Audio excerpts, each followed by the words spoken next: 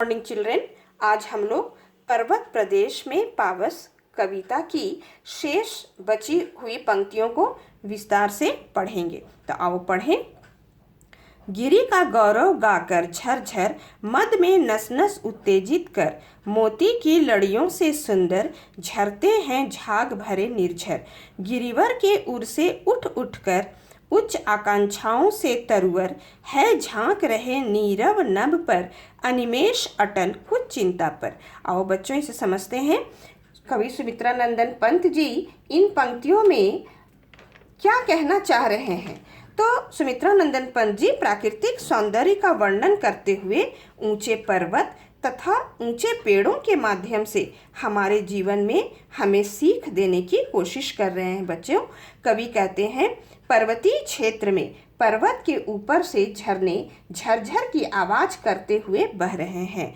झरझर की आवाज़ करते हुए बह रहे हैं। झरना, गिरी मतलब पर्वत, गौरव मतलब पर्वत के यश का गान, महिमा का गान करते हुए बह रहे हैं। तो कवि झरझर आवाज़ की तुलना किससे कर रहे हैं बच्चों? संगीत से कर रहे हैं। उन्हें ऐसा लगता है मानो झरना पर्वत के महिमा के विषय में गीत गाते हुए आनंद सहित बह रहे हैं, और इस संगीत को सुनकर हम मनुष्यों के नस नस में उमंग भर जाता है। नस नस उत्तेजित कर, उत्तेजित मतलब आनंदित होना, उमंग से भर जाना। आगे पढ़ो। मोती की लड़ियों से सुंदर झरते हैं झाग भरे निर्झर। तो क्या कहना चाह रहे हैं इन पंक्तियों में कवि? तो कवि कहते हैं कि पर्वत के ऊपर बहने वाले झरने की रफ्तार बच्चों अत्यंत ही तीव्र है, तेज गति है। इस कारण बहते हुए झरने पर झाग का निर्माण हो रहा है। झाग मतलब फेन। तेज गति से पानी बह रहा है, झरना का पानी, तो उसमें फेन, सफ़ेद सफ़ेद बबल फेन के रूप में निर्माण हो रहा है।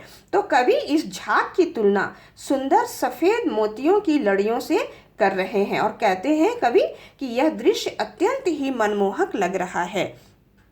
मोती की लड़ियों से, मोती की माला के समान लग रहा है, जो सफ़ेद सफ़ेद बबल है, झाग बन रहा है। झरते हैं झाग भरे निर्झर। गिरिवर के उर से उठ उठकर, गिरिवर मतलब ऊंचे ऊंचे पर्वत, पहाड़, पर्वतराज, हिमालय को भी कहते हैं गिरिवर। उर का अर्थ है हृदय। उठ उठकर उच्च आकांक्षाओं से तरुवर है, झांक रहे नीरव नभ पर अनिमेष अटल कुछ चिंता पर। तो यहाँ क्या कहना चाहते हैं कवि? तो यहाँ कवि कह रहे हैं कि पर्वतीय क्षेत्र के पेड़ों के विषय में कवि कहना चाहते हैं कि ऐसा लगता है कि मानो पर्वत के हृदय में ऊंचे ऊंचे पेड़ उग आए हैं। गिरिवर के उर में, उर से, उर मतलब हृदय, पर्वत के हृदय में ऊंचे ऊंचे पेड़, तरुवर का अर्थ हुआ ऊंचा पेड़। उच्च आकांक्षाओं का अर्थ है ऊंचा उठने की कामना मन में लिए हुए। तो यही वर्णन कवि कह रहे हैं कि ऐसा लगता है मानो पर्वत के हृदय में ऊंचे ऊंचे पेड़ उगाए हैं और ये पेड़ ऊंचा उठने की कामना लिए हुए हैं। अर्थात बच्चों, हमें कवि सीख दे रहे हैं हम मनुष्यों को कि हमें भी जीवन में ऊंचा उठने के लिए पेड़ों की तरह ही लक्ष्य रखना चाहिए, अडिग रहते हुए। उच्च आकांक्षाओं से तरवर मतलब एकदम अडिग रहते हुए हमें भी अपने लक्ष्य पथ पर आगे बढ़ना चाहिए। अटल मतलब अडिग। आओ पढ़ें आगे।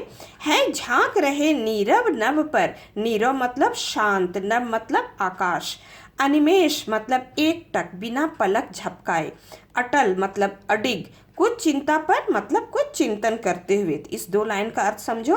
क्या पुनः कवि कह रहे हैं? पुनः वो कहते हैं कि इन पेड़ों को देखकर ऐसा लगता है कि मानो ये शांत अपरिमित आकाश को एकटक बिना पलक झपकाए अडिग होकर मन में कुछ चिंता लिए हुए देख रहे हैं, मानो आकाश के रहस्यों को जानना चाहते हों। तो इसी प्रकार कवि कहते हैं बच्चों कि हमें भी अनेक बाधाओं के आने के बावजूद भी उसका समाधान करते हुए अपने लक्ष्य पथ पर अडिग होकर चलना चाहिए।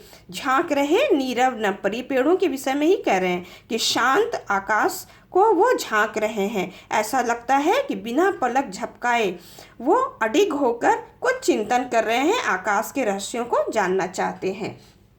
तो बच्चों, यहाँ गौरव गाकर नीरव नभ अनिमेष अटल में अनुप्रास अलंकार है, वर्णों की आवृत्ति हुई है। झरझर, नस नस, उठ उठ में क्या है बच्चों बताओ, शब्दों की आवृत्ति हुई है, तो ये पुनरुक्ति प्रकाश अलंकार है। और मोती की लड़ियों से सुंदर तथा उच्च आकांक्षाओं से तरवर में क्या है बच्चों, उपमा अलंकार है। तो बच्चों हम लोग अभी ही कंटिन्यू रखेंगे नेक्स्ट